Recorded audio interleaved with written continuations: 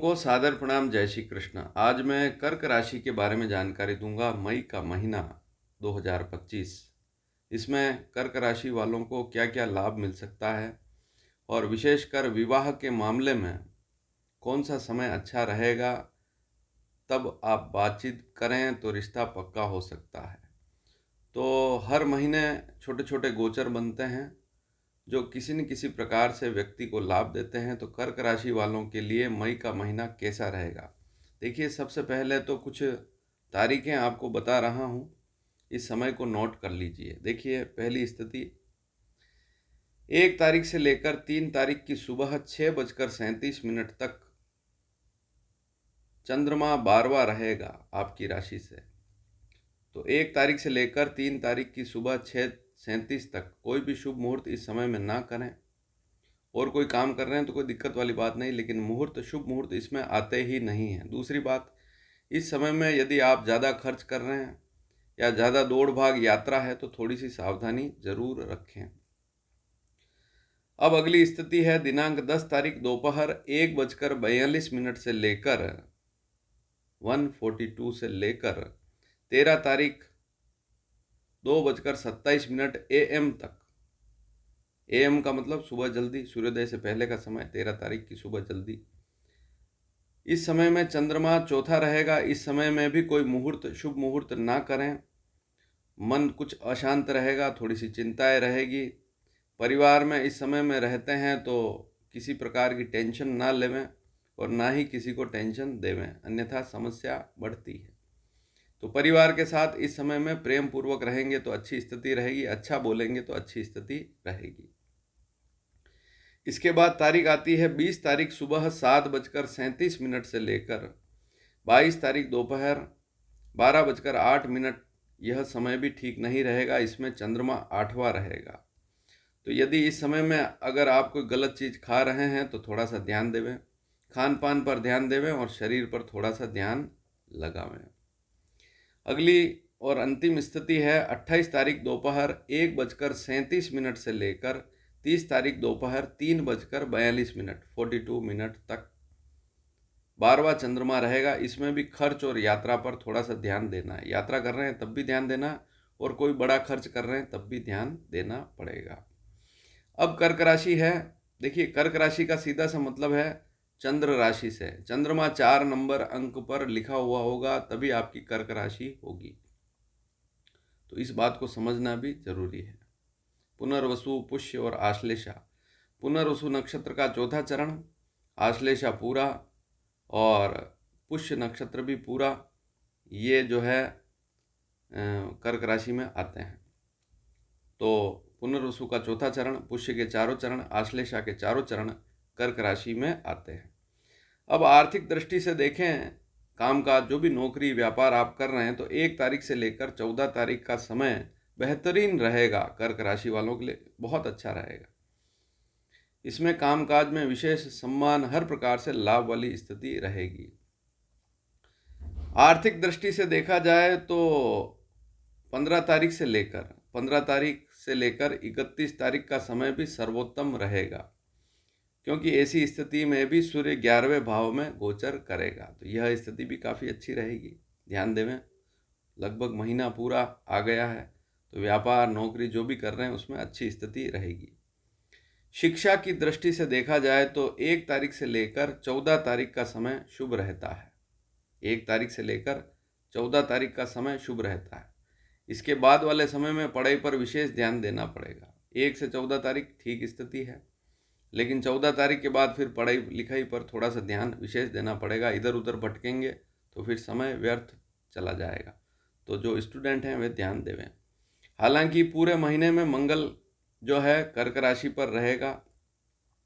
ऐसी स्थिति में आप यदि शिक्षा में रुचि नहीं ले रहे हैं तो फिर समय ऐसे ही निकल जाएगा, तो थोड़ा सा ध्यान जरूर देवें।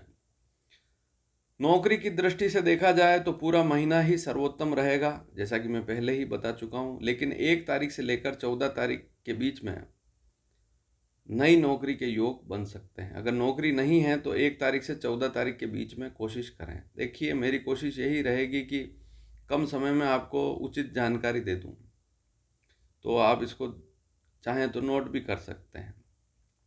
1 तारीख से लेकर 14 तारीख के बीच में यदि कोई सरकारी काम है या सरकारी नौकरी के लिए कोई संबंधित कोई काम हो रहा है या सरकार से कोई काम निकलवाना चाहते हैं या गवर्नमेंट डिपार्टमेंट में जाकर कोई काम करवाना चाहते हैं, तो 1 तारीख से 14 तारीख के बीच में करेंगे तो बहुत अच्छी स्थिति रहेगी। अब आते हैं मुख्य मुद्दे पर, शादी का रिश्ता इस समय में पक्का होगा या नहीं होगा। वैसे पूरा महीना ही आपके लिए शुभ रहेगा, योग कारक रहेगा, लेकिन 1 तारीख से लेकर 14 तारीख का समय बहुत अच्छा रहेगा। इस समय में थोड़ी कोशिश करें, हालांकि अपने व्यवहार पर थोड़ा सा ध्यान दें। ज़्यादा चंचलता करेंगे या रिश्ते आ रहे हैं, बार बार रिश्ते तो आ रहे हैं लेकिन आप उनको नकार रहे हैं, तो थोड़ी सी दिक्कत बढ़ सकती है। लेकिन ज्योतिष के नियम से 1 तारीख से लेकर 14 तारीख का समय काफ़ी अच्छा रहेगा। देखिए, ज्योतिष में एक बात महत्वपूर्ण है, इसको समझना बहुत ज़रूरी है। आज के समय में लोग बहुत बड़ी बड़ी गलतियां कर रहे हैं। क्या गलतियां कर रहे हैं? महंगे महंगे उपाय करते हैं, महंगे महंगे रत्न धारण करते हैं, लाखों रुपए रत्नों में खर्च करते हैं, लाखों रुपए शनि राहु मंगल इनके जाप करवाने में खर्च करते हैं। देखिए, उपाय वही सटीक होगा जो कम खर्चे में होगा और आप स्वयं करेंगे, वही उपाय फलेगा। तो जो भी उपाय कर रहे हैं उसमें पैसा ना लगे, ऐसा उपाय कर रहे हैं तो बहुत अच्छी स्थिति रहेगी। और हज़ारों रुपए खर्च करके उपाय कर रहे हैं, और ज्योतिषी भी ऐसा है जो आपसे हज़ारों रुपए लेकर काम कर रहा है, एक नहीं दो नहीं 20-20 हज़ार 50-50 हज़ार रुपये लेके अगर उपाय बता रहा है, तो आप वहाँ बहुत बड़ी गलती कर रहे हैं।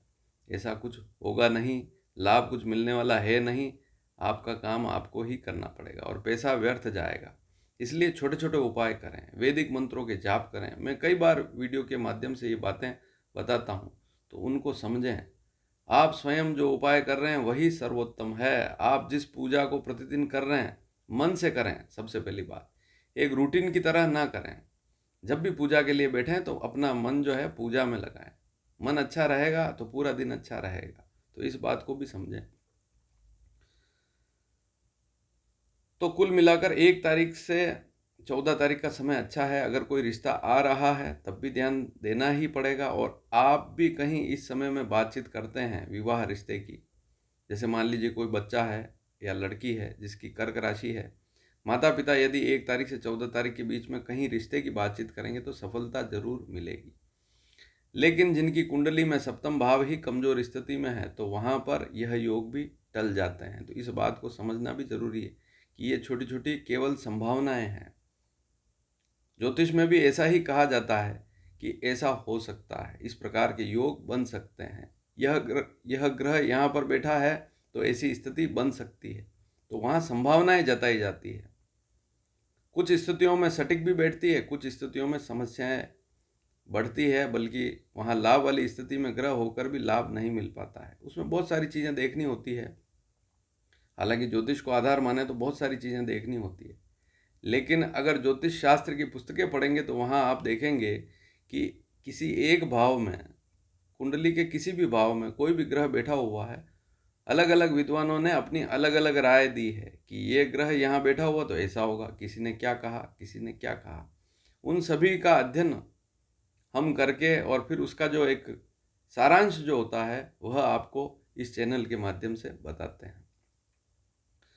अब पारिवारिक दृष्टि से देखें तो 18 तारीख से लेकर 31 तारीख का समय ठीक रहेगा। तो अगर परिवार में प्रेम बना रहे, ये सारी चीज़ें ठीक रहे, तो इस समय में थोड़ी कोशिश करें। मान लीजिए पारिवारिक कोई समस्या है तो 18 तारीख के बाद 31 तारीख के बीच में परिवार में पत्नी से, माता पिता से किसी भी प्रकार का कोई झगड़ा है, कोई समस्या है, इस समय में बातचीत करेंगे तो अच्छी स्थिति रहेगी। प्रॉपर्टी से संबंधित भी कोई विवाद है तो 18 तारीख बाद ही बात करें। यात्राओं की दृष्टि से देखा जाए तो 15 तारीख से लेकर 31 तारीख का समय सर्वोत्तम रहेगा। इसमें यात्रा का योग अवश्य बनता दिख रहा है। और अंतिम स्थिति स्वास्थ्य की दृष्टि से देखा जाए तो 18 तारीख से लेकर 31 तारीख के बीच में थोड़ा खाना पीना व्यवस्थित रखना है। अगर आप कहीं शादी में गए या किसी पार्टी में गए या बाहर का खा लिया कुछ, तो थोड़ी सी गड़बड़ हो सकती है। तो थोड़ा खान पान पर भी ध्यान देवें, और यात्रा कर रहे हैं तो वाहन भी धीरे चलाएं, सावधानी रखें। तो ये स्थिति कर्क राशि की है। मई महीना जो जो संभावनाएं दिखती थी मैंने आपको बताई। अगर वीडियो पसंद आए तो शेयर ज़रूर कीजिएगा। धन्यवाद। जय श्री कृष्ण।